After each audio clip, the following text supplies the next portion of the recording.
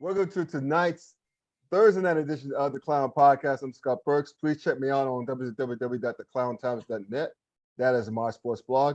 As you can see in my hat, it's Clown Spirit Bouquet. And speaking of which, you can get the merchandise at coverpress.com where I have hats, t-shirts, sweatshirts, mouse pads. I mean, almost anything that you can think of. Just go to cafepress.com, search the Clown Time Sports. The link will be in the description underneath this video on YouTube, so you'll find it there as well. And also, please continue to like, comment, share, and subscribe. Pick up a few more subscribers, a lot of comments on stuff that y'all don't agree about regards to like one Coach Prime, aka Deion Sanders at Jackson State, but all that hallelujah. But anyway, just continue to like, comment, share, subscribe. Either way, you'll be glad you did, and I'll be glad you did. All right. So you see my two buddies here. You realize that this is NBA night, right? This was a podcast that I really aimed to do last week, like 2 days before the start of the season, but unfortunately things called work and family came up. So I'm doing it now that we're not even the full week, had the full first week of NBA basketball. So there's no time about the present. So you got my buddies back. Kevin McCune with the nice Cleveland Cavaliers hat on, more of that in a moment, and Jared Singleton, both of whom were the or still are, I guess, the co-hosts of the Weekend Adjustments on 1450 AM The Ticket out of Hamilton, Ohio. Welcome back, fellas. How you guys doing? And good. I got my Cavaliers hat on. I got my recruiting pitch to Bronny right here.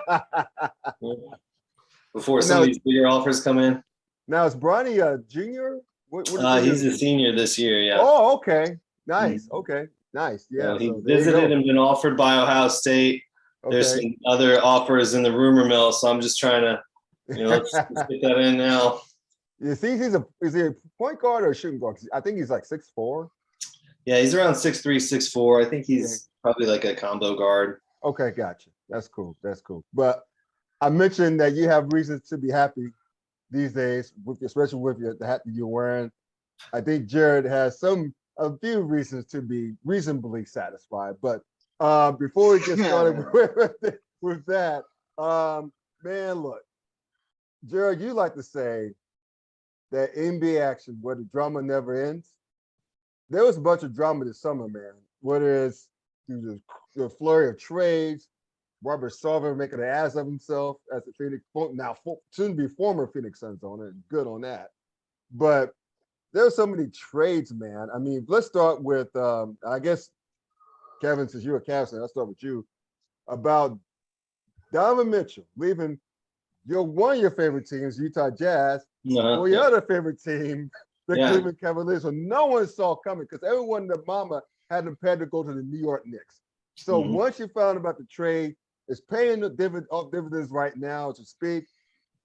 How is it going from like a low, knowing that your boys getting traded from Utah, to like traded to the home state team? It's almost like Robert Peter to pay Paul. So, give me your very like emotions with that, because I know you're like you went from to you found out he was going to the Cavaliers.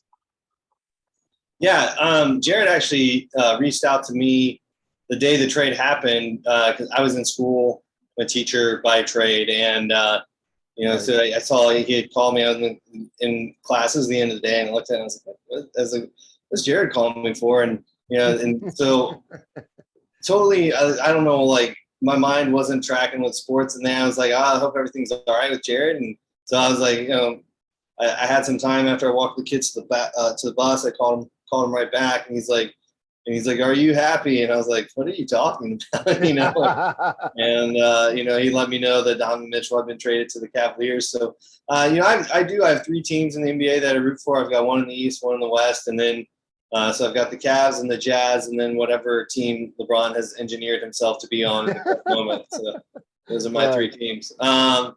It was definitely a shock when it happened. I just didn't think that they would financially be able to make it work, because you have to pay Garland, you have to pay Mobley here in a few years, and Right.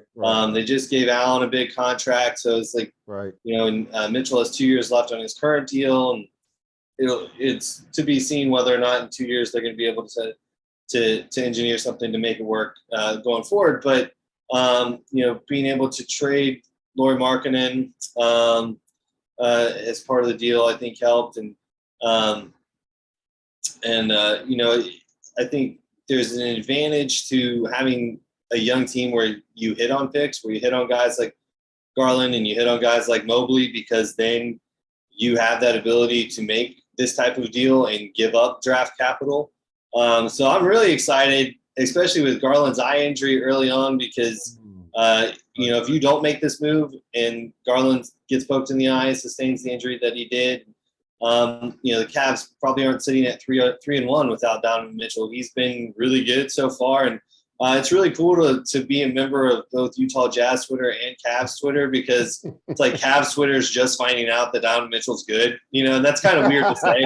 It's like, right. You pay attention to the rest of the NBA. They're like, well, I knew he was good, but I didn't know he was this good. I'm like, yeah, it's because nobody ever watches the Utah Jazz. So, but yeah, it's been great so far, and I'm excited to see once Garland's full tilt where they're going to be as a duo. And but yeah, it's exciting. It's crazy with that one call from Jared, and that one day that happens, you go from being like, this is a young team with promise, I hope the Cavs can get back to the playoffs, to, oh man, this is a team that hey, like, who knows, mess around and find out where they can get to, and maybe a bit farther than people expect. I know a lot of people are already saying, hey, they're Eastern Conference Finals contenders.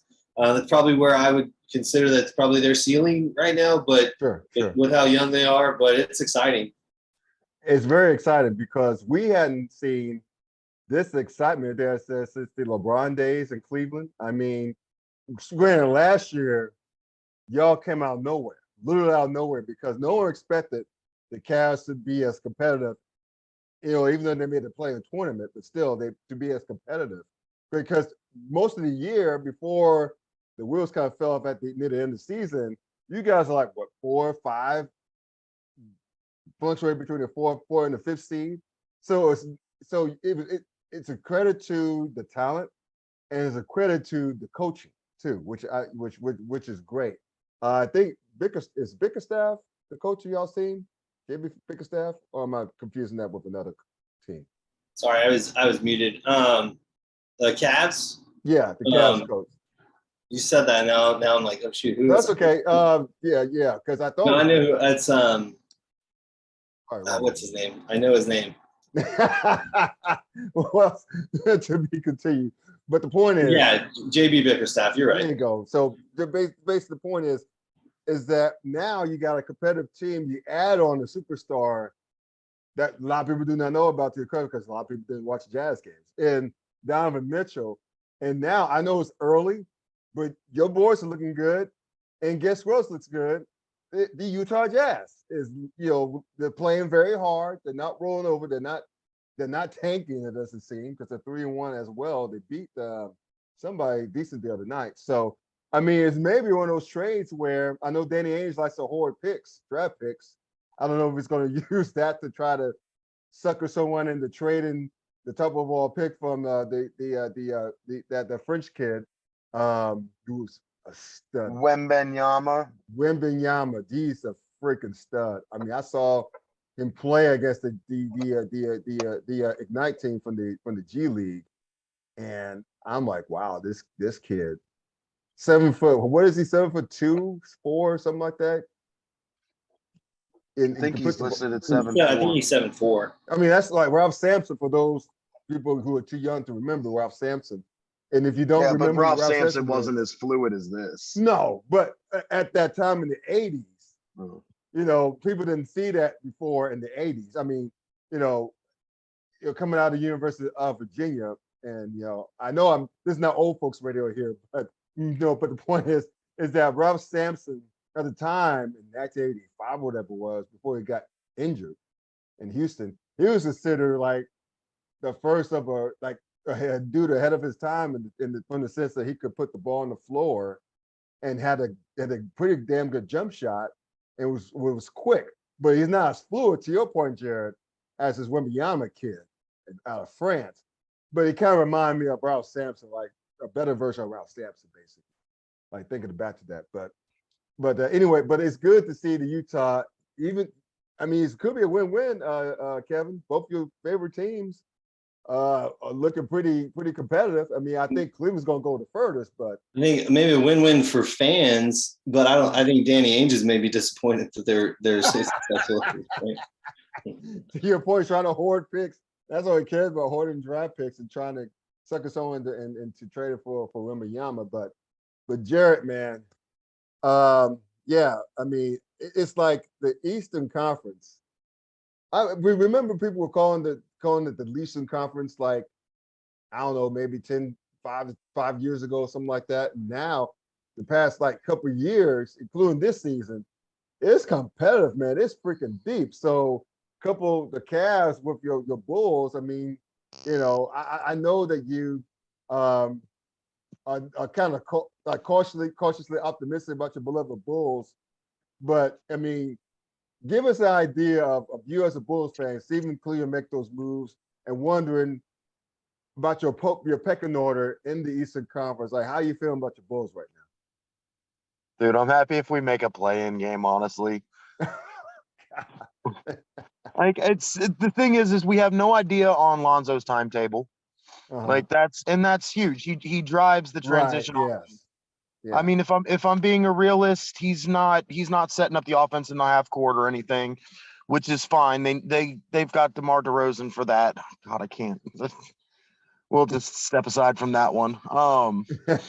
And then Zach LaVine has to miss the first 2 games of the season because of knee pain management, I think is what they called it. Like, okay, so he just had surgery this offseason. Now he's got knee pain management. Like, okay, come on. What's going on there? I mean, the team's good behind him. Ayo Dosunmu, he was a draft pick from last year that's popped off pretty good. He's a good player. They've got good players, 1 through 5, but past that, it's not pretty. It's not going to last.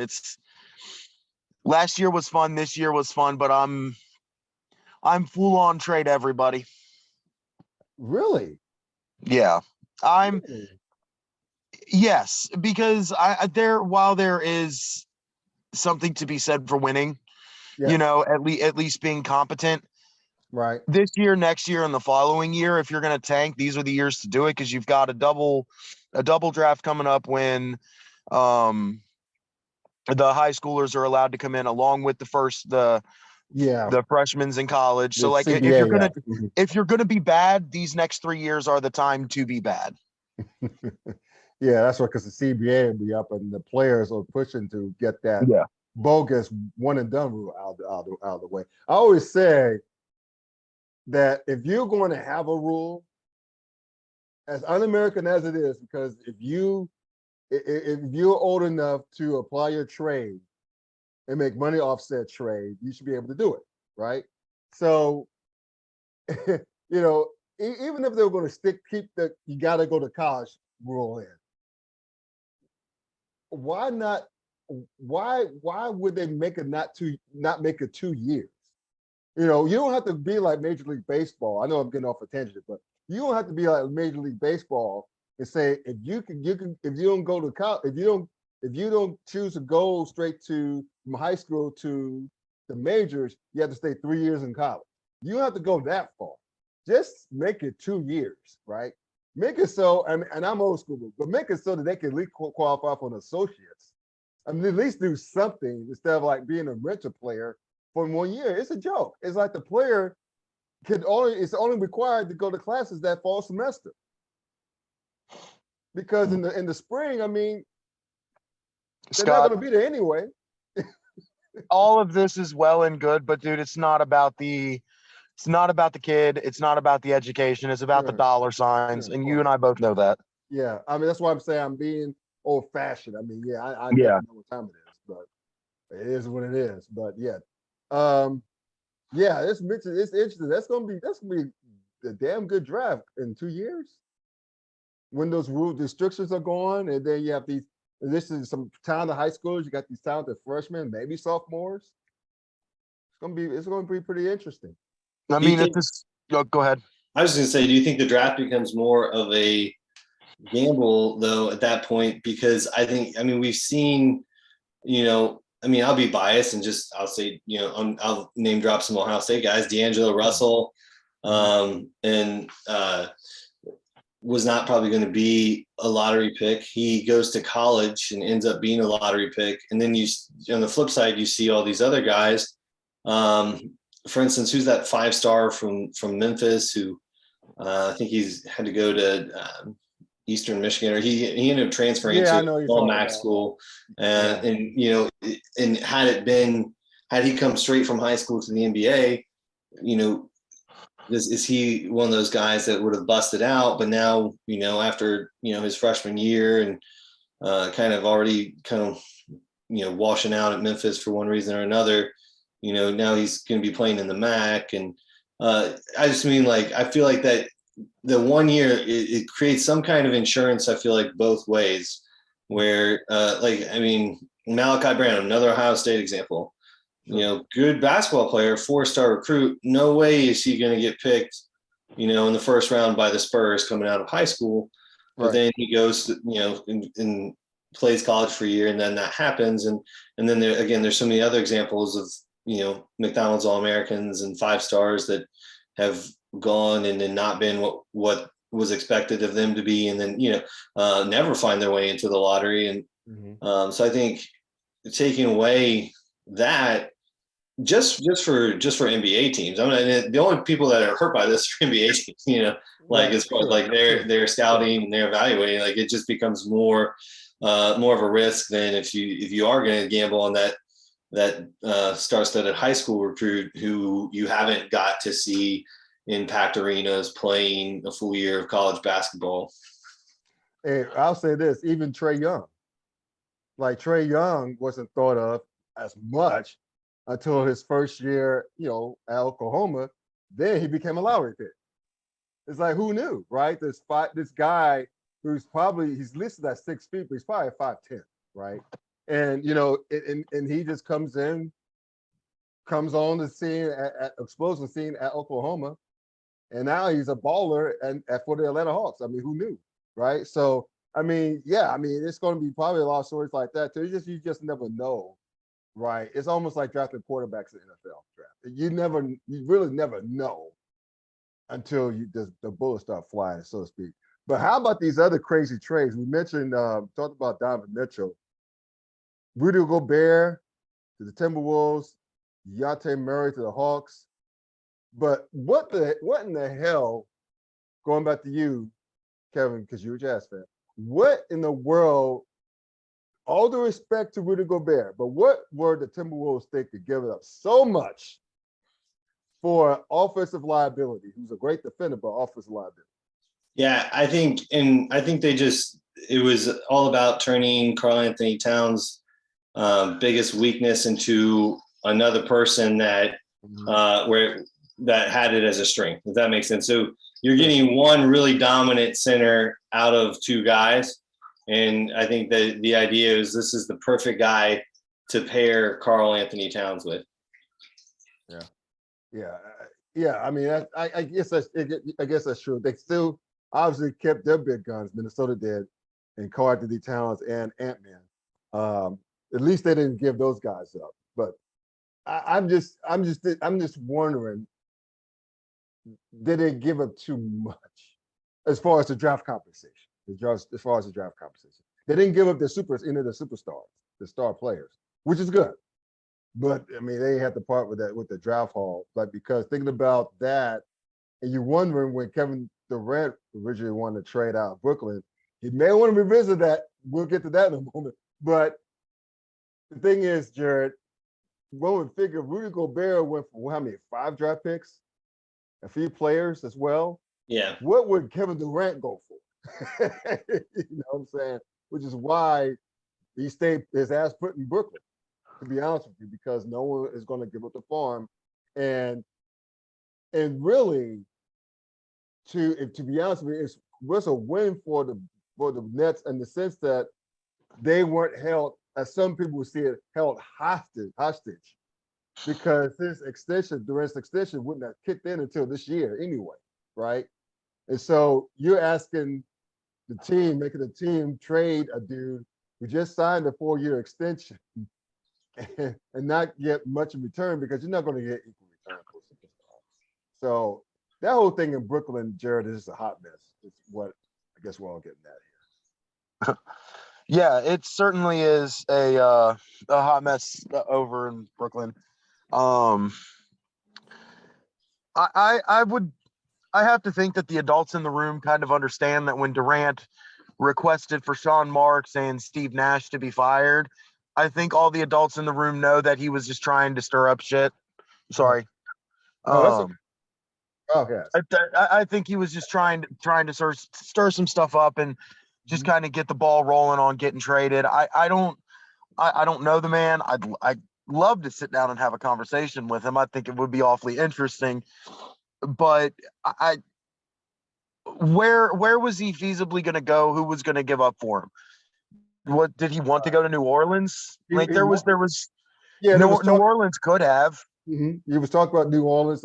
He originally wanted to go down to Phoenix. He had a list originally. Phoenix. Yeah, that's Miami. all well and good, but there were always roadblocks in the way. Like, right. Yeah, of course you figure it out. Durant says he wants to come to you and you can get serious about it. You figure it out, but there was always blocks in the way for it. The stuff with Kyrie, Ben Simmons apparently is afraid to shoot, and I don't know if you guys have seen he airballed a layup tonight. Don't know if y'all have been watching that game. No, I hadn't watched the game tonight yet. Went to do a finger roll layup and just dropped it right in front of the rim. Didn't touch the rim. Didn't touch the net. Just God. I don't know what's going on there, but the talent of Durant, Irving, Seth Curry, Joe Harris, like it'll get them somewhere in the playoffs / play-in. Right. If they're all together, but we'll see how long they're all together. I would be shocked if Steve Nash were still the coach of this team by the end of the year, though. Yeah, I think he's long gone, dude. I think he's a goner. I'd be surprised. Let's put it this way. My over would be slightly past the All-Star break. That's my over for Steve Nash last night. I honestly, if they don't get things figured out, I'm not sure he makes it to Christmas. There you go. It would surprise me. I agree with Kevin on that one. Yeah. I mean, I guess All-Star break will be way over at this pace. I mean, look, to your point, Jared, the Nets do not have Seth Curry back yet. Joe Harris is kind of gimpy. Is more than kind of gimpy right now. Those are your two shooters, right? To spread the floor for Kevin Durant, Kyrie Irving to do his work. Maybe get some Ben Simmons some confidence, but they're not 100% yet. So you can't really throw out the baby with the bathwater just yet, but it's getting pretty damn close. I mean, especially with the offseason that the Nets have, and now Ben Simmons is afraid to shoot. I mean, I guess you guys heard last night when they were in Milwaukee, apparently Kyrie was yelling, "Shoot the ball, man!" when late in the second half, when dude had it looked like to be a layup. He was open the lane. He didn't even look at the basket. He just turned around and passed the ball to Kevin Durant, trailing him. Wouldn't you do that though? So what now? Wouldn't you do that though? It's Kevin Durant. Yeah, that one, I will give him. Okay, look, you'll find bigger Ben Simmons apologists, but I still have my I still have my stock in Ben Simmons. Like I'm on that island. It's still not. Oh God, I can't believe I'm still saying this. It's still not the right fit. We don't need to get into this. It's something's wrong and it needs to get fixed. Yeah. I mean, look, these are professional athletes, so I don't really feel so bad for them on the professional level thing. as a human being, I kind of feel sorry for him because he's in his own head.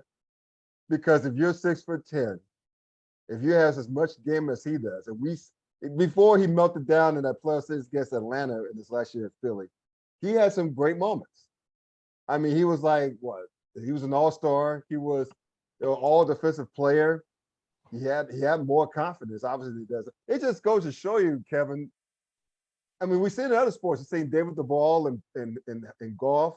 We've seen Chuck Knobloch in baseball. We've seen and Rick and Keel for the Cardinals is once a stud pitcher that he couldn't find the catcher's mitt. He had to be moved to the outfield. It's a trip, man. Steve Sachs for the old heads out there.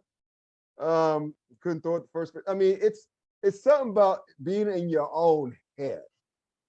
Yeah, I think that they need to make a sequel to 10 Cup starring Ben Simmons and just call it Brick House or something. I don't know. I mean, because you talk about the yips in that movie. That's a big theme in these movies. So he's definitely got the yips. I mean, Jared said he's not in the right fit. I don't know if Jared, if you meant like in Brooklyn, because I'm like, if you have that many, and granted, we talked about the health of Curry and Harris, but I mean, if you're surrounded by that many shooters, like I don't understand. And then you've got another guy to take the alpha dog pressure off of you and Kevin Durant, and you've got even another facilitator and playmaker in the backcourt. And I don't know what could be a better, more secure situation where you can just, let your insecurities go, because you have so much talent around you that you just rely on your ability. And hey, if you miss a shot or something doesn't go your way, you can assume your teammates are going to make up for it. And I don't know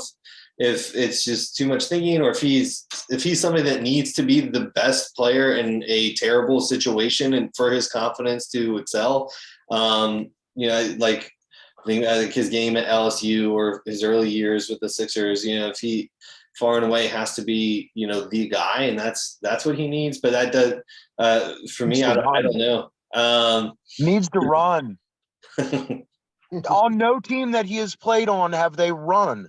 He's been with Joel Embiid. Oh my God, I'm doing this. He's been with Joel Embiid for the beginning of his career, and that's a slow plotting team. They're never going to get out and run. Then you go to Brooklyn, and you've got Kyrie Irving, ISO heavy. You've got Kevin Durant. Isn't always ISO heavy unless he has to be, which apparently he has to be. So they're not out and running. Like he can get a defensive rebound and turn around for an outlet, but who's running? Nobody's running down floor for an outlet. He's best used in the transition game. We can go on and on. Right. It's not the right fit, and I might just be holding on to stock that's just not that good. Well, I'll tell you what, speaking of stocks, if you want to bet on Ben Simmons, like future going forward, or the NBA stuff, let me give a quick shout out to BetUs.com. So you can place your bet. So let's know, sports bettors. The favorite sports book, BetUs.com, is back for our 28th year of NFL action. With the industry's biggest sign-up bonus up to 200%, BetUS offers our members the opportunity to cash in on all your favorite sports, including NFL, UFC, MLB, and NBA. And if you're looking for live in-game betting, incredible odds with daily odds, boosters, props, and parlays, we got them as well. And how about fast payouts and exceptional one-on-one customer service? We got that too. So log to betus.com or call 800-792-3887. That's 800-79-BET-US. Use the promo code TKT for the Klown Times as well. To betus.com, where the game begins. All right, speaking of fits or not fits, and we alluded to it earlier, Kevin, so might as well go back to you. Let's go to the Los Angeles Lakers. I guess that's your third favorite team, because your boy LeBron's on that team. Right. Now, okay, Russell Westbrook, the conundrum that is one Russell Westbrook, future first ballot Hall of Famer, Russell Westbrook, top 75 NBA player, Russell Westbrook. It hasn't been a fit. It hasn't been a fit for a year, going on a year and a half almost. Why they decided to bring in, by they I mean LeBron, give him the blessing, and Anthony Davis give him the blessing, bring this cat in where you had other viable candidates like Buddy Hield. Not to say that Buddy Hield's better than Russell Westbrook, but he's a better fit because he's a shooter. Russell Westbrook's not a shooter. And so now let's stick with this, $47 million contract? This is the last year of it, I think. They traded for it. And they don't have any draft picks until 2028 or something like that. So they don't have any first. They got 27 and 29 that they can trade. You're at 47 million in the last year of his contract. Right. And I think they do have another first round pick. I would have to look it up. I don't want to say something wrong. No, 27, 29, and they have to remove protections on a pick that they traded to New Orleans to open up the 2028. Gotcha. So there you go. So basically, you guys all know the story, right? Teams who would be somewhat interested in trading for Russell Westbrook, the Lakers have to give up those draft picks because no one wants Russell Westbrook on the downside of his career. It's kind of funny. It's kind of crazy to say that, right? The downside of his career to have 47 million attached to it because the team is going to bottom out. Yeah, but that's $47 million that's gone at the end of this year off your cap sheet. It has some inherent value. Yeah, so there you go. But still, the Lakers don't want to give those draft picks. So okay, I'll start with Kevin, I guess. We're talking about over and under earlier with Ben Simmons. So what's the over and under with Russell Westbrook's ass getting traded out of town? Does he make it to the All-Star break? I don't know. I think a lot depends on, how things go from here. They're not going well. I don't envision them going better. I just did like a hypothetical rundown of their entire schedule. It's much harder in the NBA than NFL fans like to do that. But and I would put them this year. I think their ceiling is 38 wins, and I think that's not getting it done when you have LeBron James and you have Anthony Davis. And Rob Pelinka said after the first couple games that he wasn't even going to look at what trades might be available, or what teams might be interested, et cetera, until at least 20 games into the season. Or he wanted to give it 20 games to see how this group could mesh. And so 0 for 4 is, we're a fifth of the way there. And, I think if I had to guess now, I think maybe they find a team willing to take on his money at the deadline, because I think right around there, you've got teams that they pretty much know who they're going to be for the rest of the season. Whether they're tanking, whether they're trying to compete. And Jared said maybe someone wants that expiring contract. I think the deal with the Pacers would have gotten done already if the Lakers were willing to move more picks. But a lot of people are critical of Pelinka in that, and critical of the Lakers for the unwillingness to move more picks at this time. But you have to understand it too. I mean, LeBron is not getting younger. I mean, AD is not getting healthier, yet, that we've seen that he's going to go on this great streak of having great health. So right now your future is already leveraged for, the next half decade. Do you want to leverage it further in the hopes that you can rekindle something with this group? And I think that's kind of the gamble in moving for it. Because if you think that Hield and Miles Turner and are going to put this team over the top, then yeah, sure. But I think, the Warriors are hitting on all cylinders again. They look fantastic. The West looks stronger. Kawhi is healthy. I mean, I don't necessarily think that Miles Turner and Buddy Hield probably get this team to where fans would be hoping. So I think that's part of them not pursuing that deal. So I think maybe if he gets moved this year, I think maybe it happens at the deadline. I think they were hoping for something this summer, but then the Nets kind of worked out their dysfunction for the time being. And I think they kind of in the summer, I think they put all of their eggs in the Kyrie basket and just assumed, even like we did at one time, that was eventually going to happen. And before the Nets decided to make one more go of it. Yeah, I see. Jared, what do you think? Do you think he's going before the All-Star break? Yeah, that whether that means traded or sent home to get paid to not play. I just don't see. I don't see how this works out any other way than Russell Westbrook being gone, which is unfair to Russ to an extent. Sure. Because Russ is Russ, and he's going to Russ his way in the league, kind of just like Allen Iverson did. And when it fell apart, it fell apart. Now, do I think that it's fallen apart with Russ? I want to say no, but we all kind of knew that eventually the athleticism was going to slow down. And when he lost that step, how was he going to acclimate to the game? And he hasn't done well.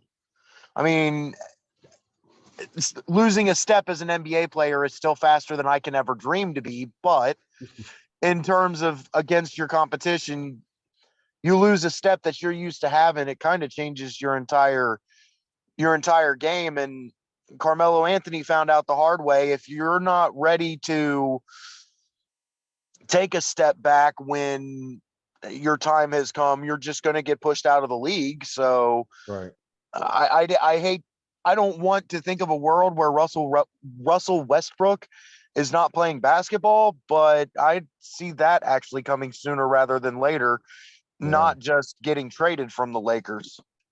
And then wouldn't that be crazy too? I mean, because again, this is a guy who last year, before he got traded to the Lakers from Washington, he was still putting up numbers. Now, albeit it could be empty calories, it could be because no one gave a damn about the Wizards and no one paid attention.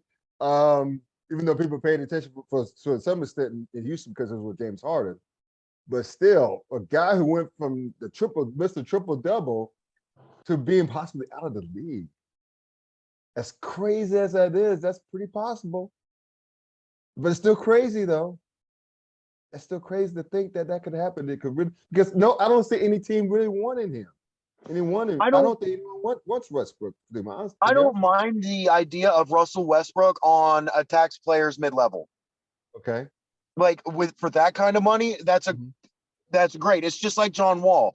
You don't want John Wall making $41 million, right? But you'll sure take John Wall on the MLE.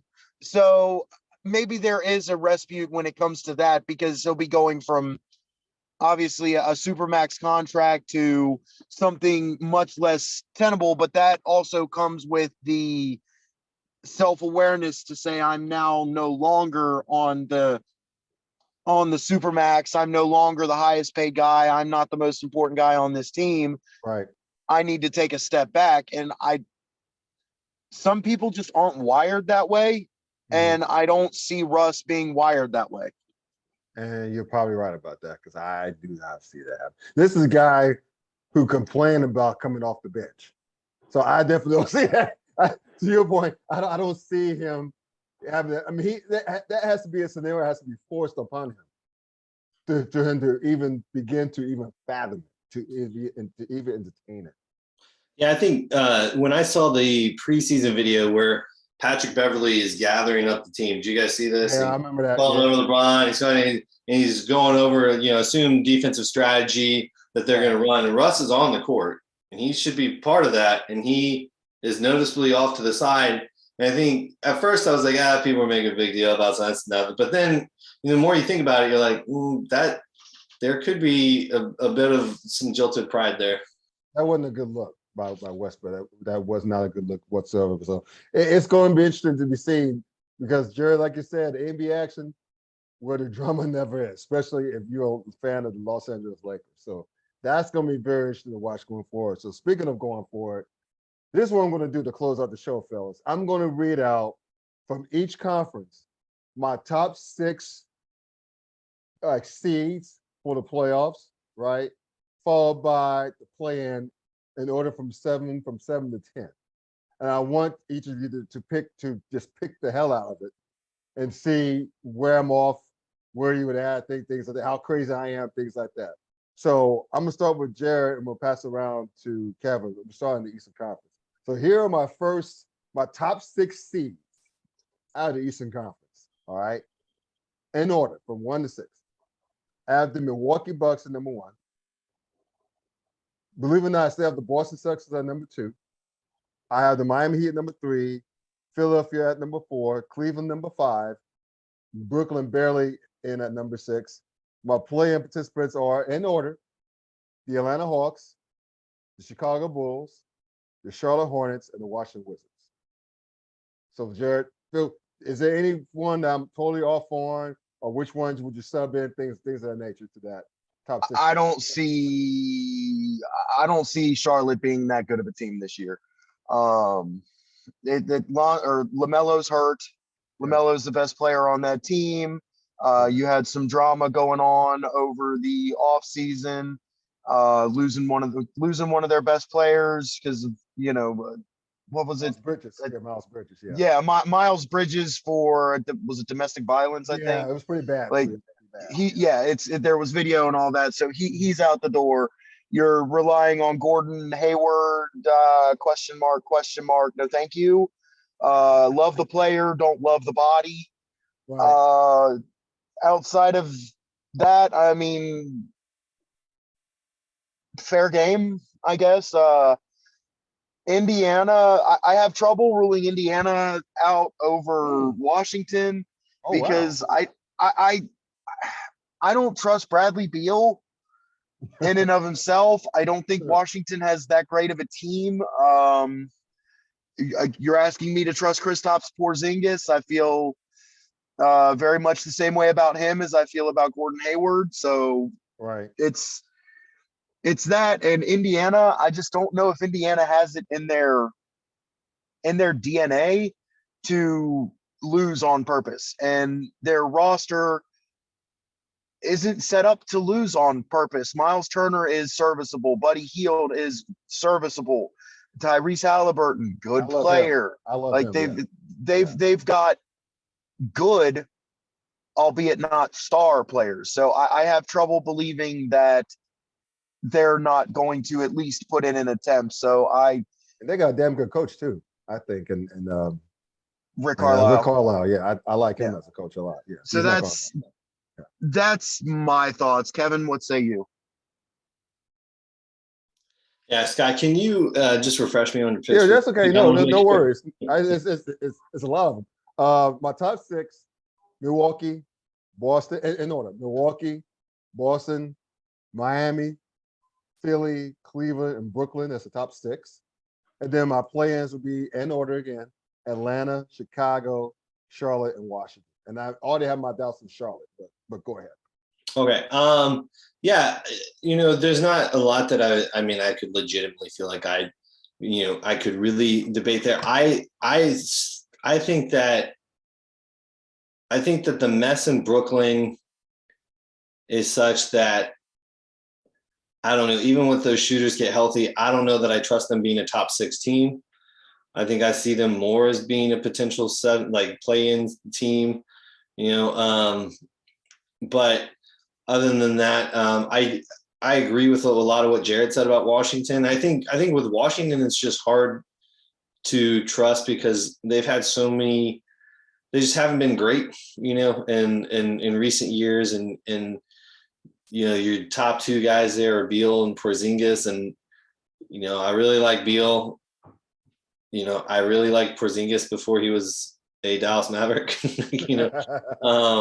Right. And so if you're getting Mavericks Porzingis, I don't know, but then also like the East isn't that good, like at the bottom. I think the top of the East, I think the middle of the East is really good and really competitive, but I think the bottom of the East is like, you pretty much know who the bottom of the East is going to be. Right. And if we're talking about play-ins, like I think, I can see the merit of Washington in a debate versus some other teams like the Pacers or do I want to say the Magic or like the Pistons or so Banchero though, he's a stud. Banchero's a stud.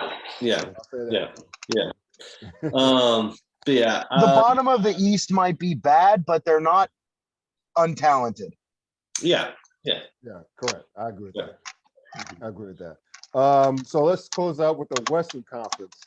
So this is going to be, not too different, but I don't know. You guys will be the judge. So not Jared. Kevin, this time I'm going to start with you. So I'm going to read off my like I did before, the top 6 and the play-ins all in order. Okay. So here are my top 6 for the Western Conference: Golden State Warriors, Memphis Grizzlies, the Clippers, Phoenix, Dallas, and I really love New Orleans. As long as Zion stays out there, I really love that squad. The play-in participants, again in order: Minnesota, Denver, if you can believe it, the Lakers, and Portland. I have a feeling that either one of you guys, or maybe both of you guys, will have a lot to say about my play-in selection. But go ahead, Kevin, you first. Yeah,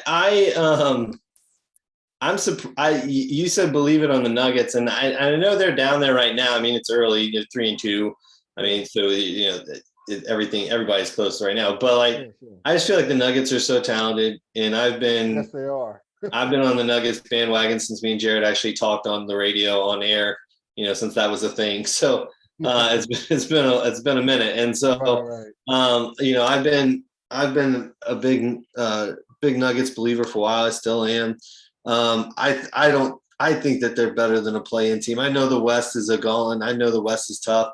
I think you had the Grizzlies at 2, and I think that is definitely in the realm of possibility because they're a young team and they're an ascending team. And if Ja's taking that next step into superstardom, like it looks like he is early in the season. I mean, he's already had some ridiculous games early in the season. I definitely see that as a possibility. I think just the conservative sports lean in me is like, oh, come on, Phoenix is going to be top 2. But, I can definitely understand the argument for Memphis being there. The Pelicans, I think you might like the Pelicans too much, but I also might look really dumb at the end of the year for saying that. I'm not. I think that they're definitely at least a play-in team. I'm not, but I think you had them at. Do you have them at 5? Is that where you had them? New Orleans. I had Dallas. I had New Orleans at 6. I had Dallas at 5. Okay. So yeah, right around that 5-6 range. Right. That might be a little rich for me yet, but hey, they've looked really good to this point. I honestly like, other than the Nuggets, I really didn't have a big issue with the rest of your play-in group. I think, you had Portland, you had Denver.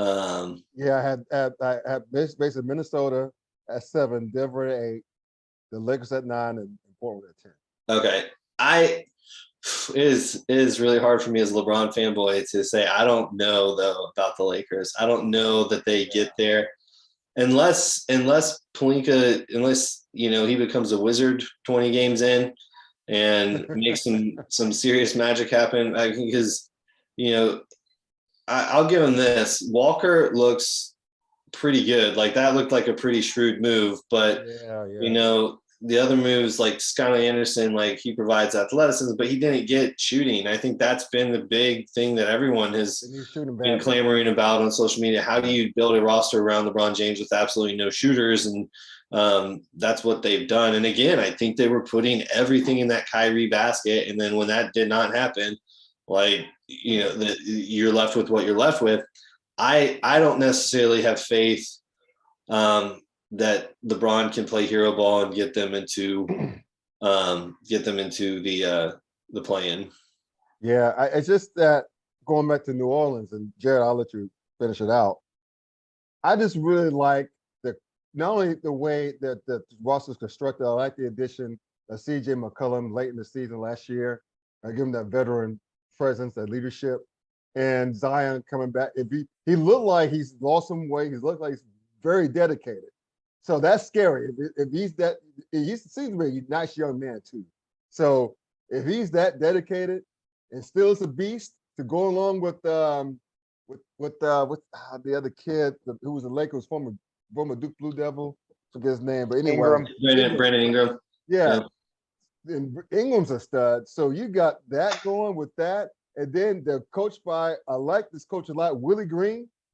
I have high hopes for him. I mean, those that didn't put him above 5, but I have high hopes for him. That's Yeah, and I'll give you that. Zion went from a nose tackle to a tight end, pretty quickly. I mean, it was He like was right. he went from Booger McFarland to Antonio Gates like that. that's some somewhat old school NFL reference, believe it or not. Jared, what say you, brother? Let's close it out. Give me a quick rundown, 1 to 10 Yeah, again. sure. Again, it's a long list, I know. In order, top 6 teams: Golden State, Memphis, the Clippers, Phoenix, Dallas, and New Orleans. The top 6. And my playing participants in order: Minnesota, Denver, the Lakers, and Portland. So I'm going to agree with Kevin. I think you are a little too low on Denver, and I think you're a little bit too high on Phoenix. Wow. Chris Paul led ahead. Paul led basketball team is always competent. Competent is not going to get it for you this year in the West. The DeAndre Ayton situation, the Robert Sarver situation. I mean, as much of a mess as Brooklyn is, Phoenix is just as much of a mess. So I think at the end of the day, that will kind of be their downfall.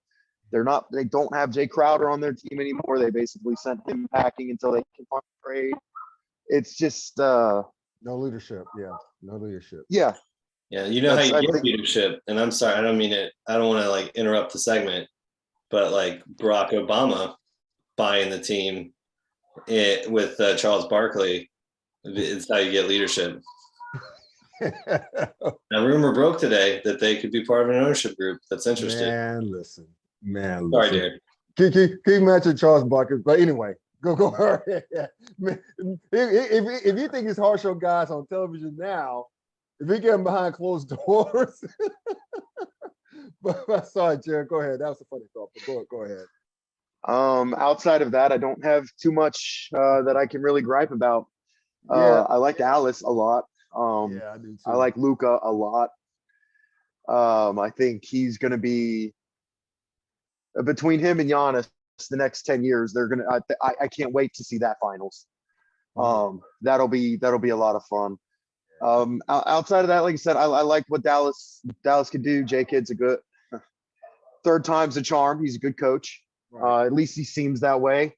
The rotations are working out. Christian Wood is doing everything that you wanted Kristaps Porzingis to do, and I think they've got a pretty strong squad. This is the kind of year that seeds number 4 through 10 are probably going to be separated by like 5 to 6 games.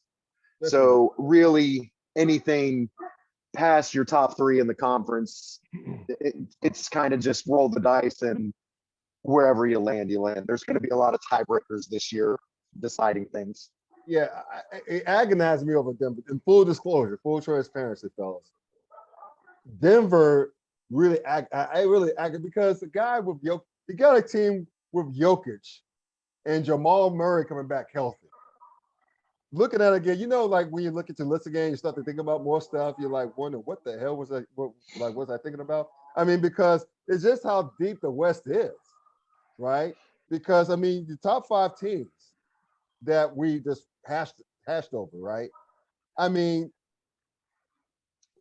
we're going to put Denver among those. I mean, as much as I like New Orleans, where would you put Denver? I mean, with the reigning MVP, Jamal Murray coming back healthy. And it just goes to show how deep the West is. So that's why I agonize so much over Denver's place. I know I'm going to be dead ass wrong in the end. I just know it. That goes without saying. Yeah. Well, I'm just enjoying the Utah Jazz being number 1 in the conference. Yeah, enjoy it while it lasts, because that's not going to happen. Trainer Danny's going to get on the phone. He's like, winning. What's this winning? I'm trying to hoard draft picks. Trade. Anyway, guys, before I close, man, both of you guys, please tell the viewers where they can find your Twitter. Kevin, you go first. Oh yeah, just at Kevin McCune. So KevinMccune, exactly how my name is spelled. Somehow it was available. So there you go. And on Twitter, I'm at SingletonJ21. spell my last name, put my first initial on it, throw 21, and you got me. Cool. Well, guys, thanks again, man. This is always fun having you guys on talking NBA. They're definitely going to be hollering at you guys sometime in the nearest future, probably around Christmas time when the NBA starts to pick up a little bit. But thank y'all for tuning in to this great podcast. Please follow these two guys. They talk good stuff about basketball and other stuff, all things Ohio State and Kevin's case. But you can just find my website, www.theclowntimes.net. This Clown Sport McKay. Get the merch at kevinpress.com. Search for Clown Time Sports. And last but not least, please continue to like, comment, share, and subscribe. You'll be glad you did, and I'll be glad you did. So until then, enjoy this weekend. Take care. Peace out.